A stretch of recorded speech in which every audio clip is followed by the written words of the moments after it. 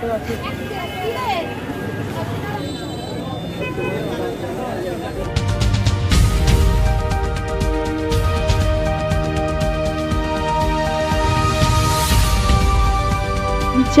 বলখালি সমগ্র বলখালি জুড়ে। নোংরা আর অপরিচ্ছন্নতার বিপরীতে শুভ্রতার ছোঁয়া। একই সঙ্গে চলছে রংতুলির আঁচড়ে নানা রকম কথন লেখা। কোথাও স্থান পেয়েছে দেশের মানচিত্র, কোথাও আবার লাল সবুজের প্রিয় পতাকা। বাদ যায়নি আন্দোলনে হারিয়ে যাওয়া সেই মুগ্ধর গল্প। এছাড়া কিছু কিছু দেওয়ালে চট্টগ্রামের আঞ্চলিক ভাষায় লেখা ছিল ঘুষ চাইলে ফিট্টুম।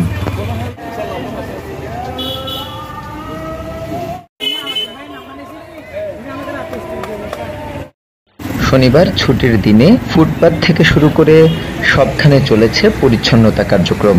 সড়ক লাগোয়া দেওয়ালে সাঁটানো অপ্রয়োজনীয় বিজ্ঞাপন, নানা রকম অপ্রয়োজনীয় স্লোগান মুছে ফেলে সৌন্দর্য বৃদ্ধি করেছেন শিক্ষার্থীরা।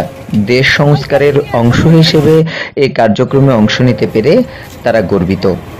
অনেক ভাই বোনদের মৃত্যুর পরে এই দিনটা পাইছি, স্বাধীন দিনটা পাইছি, তো সেই হিসাব থেকে আমাদের অবশ্যই ভালো লাগতেছে যে আমাদের নিজের মনের প্রশান্তিটা আমরা এভাবে থেকে হয়তো বা প্রকাশ করতেছি। পার্সোনালি বলতে গেলে আমার প্রচুর ভালো লাগতেছে, কারণ আমরা আসলে এই স্বাধীন সময়টা পাবো কখনো ভাবি নাই, নিজেদের স্বাধীনভাবে এভাবে করতে পারতেছি, এটা চেয়ে ভালো তো আর সময় আসে মনে হচ্ছে যে মানে বাংলাদেশের পুরো জায়গায় সব জায়গায় কিন্তু সংস্কার হচ্ছে। তো এমনকি চট্টগ্রামে কিন্তু আমরা দেখতে পাচ্ছি যে সব জায়গায় সংস্কার হচ্ছে, কিন্তু বলখালিতে কেন চেষ্টা করবো না। আমরা এই জন্য এগিয়ে আসি যাতে বলখালির মানুষরাও দেখতে পারে যে আমরা সংস্কারের কাজে এগিয়ে আসতে পারি।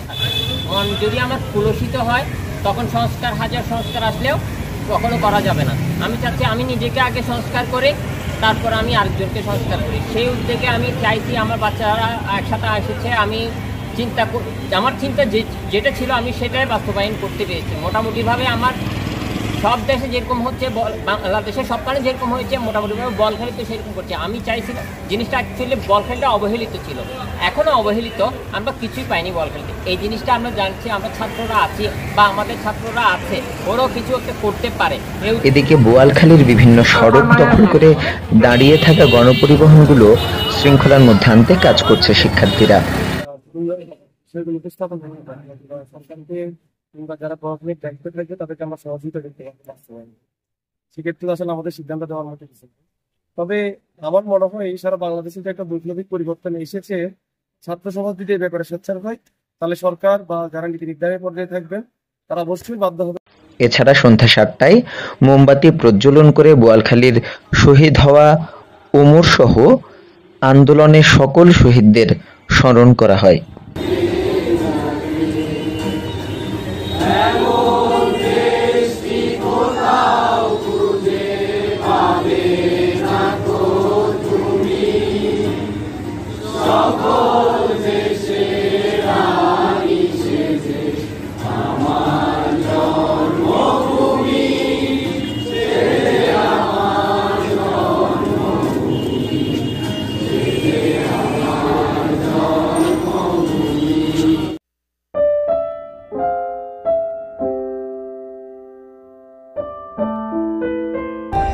For more updates, subscribe to our channel, click the show links and enjoy watching the videos.